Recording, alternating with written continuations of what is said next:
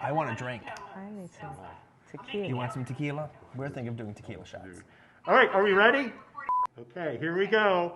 5, wait, I'm going to count down, slate the audio, and then I'm going to step out and cue you. Here we go. 5, 4, 3, 2, 1, mark.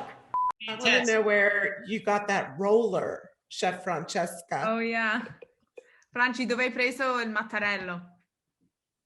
Che senso? Dove l'hai comprato? And near here, stay a very big shop that make artisanal food. I think we would make a good team because you do that and then I finish it. It's perfect. How are you guys doing in Italy with coronavirus?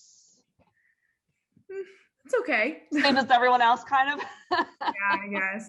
You got all the wine. This is Yeah, exactly. Yeah, that's perfect. Just so you know, we might just show up one day for a tour. Maria and I have been known to do like a weekend.